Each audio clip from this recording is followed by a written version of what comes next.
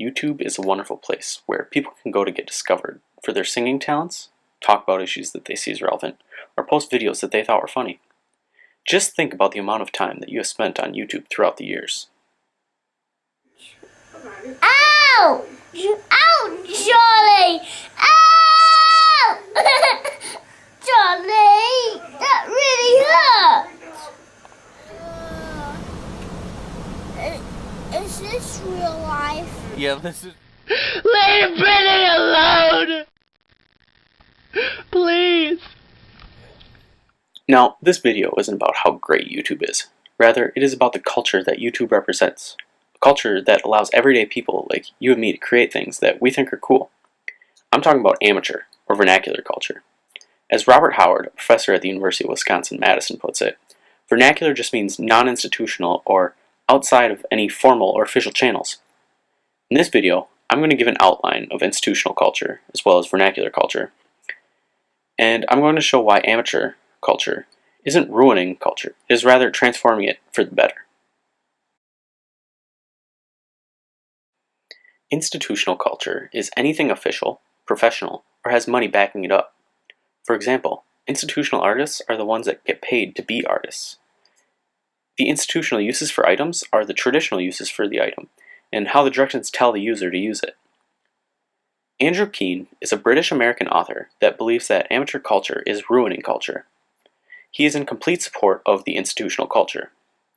Without the traditional gatekeepers, anyone can write or make a video, and Keen thinks that that is bad. He also thinks that it is bad because people online undermine professionals as creative artists. Let's hear what he thinks about people on YouTube. But the creators themselves have not won, they've lost. Fewer and fewer people are able to make a living creating videos, making records, writing books. The internet has been a very, very bad thing for the professional creative community. Vernacular is the opposite of institutional. It allows anyone to share. There aren't traditional gatekeepers that control what is released. Vernacular allows for different blogs, videos, and stories to emerge into the world. Vernacular also allows for more common language to be used. It allows people to show their true selves. That's when the music comes. Okay, so Howard talks about when someone remixes a clip from a TV show or does soundovers on it as a form of amateur culture, making something new from what was old. So what makes amateur culture so much different from the institutional culture? The answer is, anyone can become a star. Amateur culture gives hope that someone can be discovered for some talent that they possess, whether it's singing, writing, dancing, or something else. There are people that have gone from normal, everyday people that have turned into stars because of the shifts towards amateur culture. People like JennaMarbles and Oakley became famous as YouTube personalities. Justin Bieber and Timeflies were musicians that were discovered on YouTube. And finally, blogger Susie writes for multiple blogs, including the one she created herself. It also allows us to culturally empower ourselves. By being a member of a blog or group of people that make a video, people are creating a new culture that becomes stronger. Although there was amateur culture before the internet, it wasn't as relevant because of the difficulty of sharing projects or videos. One of the aspects that has made amateur culture more relevant is the introduction of Web 2.0. Web 2.0 allows for users to generate content more freely, and this once again gets rid of the traditional gatekeepers on the internet.